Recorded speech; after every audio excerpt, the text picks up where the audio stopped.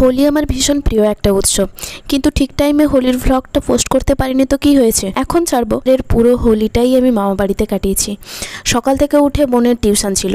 হ্যাঁ, আমার মামার একটাই মেয়ে। সকালে বাচ্চারা বাড়িতেই আসছে পড়তে, ওরা তো ছোট, এই জন্য বোন ওদের আবির মাখালো, রং দিল না। তারপর আমরা রং নিয়ে যেভাবে উৎপাত করছিলাম, মনে হচ্ছিল এই পাড়াতে কেবলমাত্র আমাদেরই দায়িত্ব পড়েছিল সবার বাড়িতে গিয়ে রং মাখিয়ে দিয়ে আসার। ওই সময় কিন্তু কোনো ভিডিও করা হয়নি, এটাই দুঃখের বিষয়। কিন্তু আমরা ফটো অনেক তুলেছি, ওইগুলো অ্যাটাচ করে দিচ্ছি।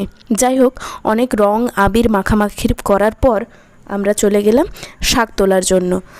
সরি শাকটা আমরা আগে তুলেছিলাম, তারপরে খাওয়া দাওয়া করে আমরা রং মাখাতে গেছিলাম। মানে এই কাণ্ডগুলো ঘটেছিল কিন্তু খাওয়া দাওয়ার পর।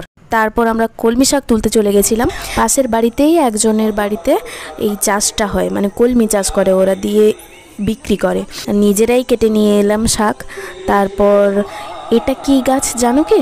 এটা হচ্ছে বাঁশ গাছ, আর বাঁশ গাছের এই ফুলগুলো হয়েছে। আমি প্রথমবার দেখছি। এই ফুলগুলো কিছুটা ধানের শীষের মতো দেখতে হয়, আর এখান থেকে নাকি চালও হয়, আর সেই চাল খাওয়াও যায়।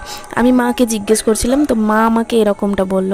আমাদের বেলদাতে তো বাঁশ গাছ সেরকম নেই, আর মা বাড়িতে অনেক আছে, আর এটা আমি প্রথমবার দেখলাম এই যে বাঁশের ফুল।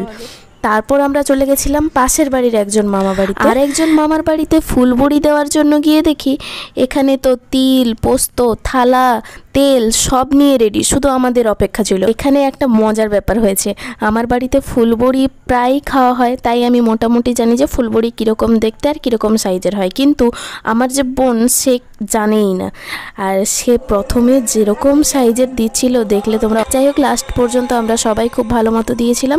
বিকেলে রাস্তায় বেরোনোর সঙ্গে সঙ্গে আইসক্রিম কাকু তো হাজির, আর আমাদেরও তখন আইসক্রিম খাওয়ার খুবই ইচ্ছা হলো। আইসক্রিম দেখে অবশ্য, তার আগে নয়। কিন্তু কি জানো তো, আইসক্রিম বেশিক্ষণ থাকে না, আর আমি চাইছিলাম এমন কিছু খাই যাতে যতক্ষণ আমরা ঘুরবো ততক্ষণ আমাদের মুখ চলবে। ঘুরির পর বাড়ি ফিরলাম সন্ধ্যার সময়। পূর্ণিমা পুজো ছিল, ফল কাটার ব্যাপার ছিল, যেটা আমরা করিনি, ঠাকুরমশাই করেছেন। তারপর পুজো শেষ করে আমরা প্রসাদ গ্রহণ করে এখানেই সমাপ্ত।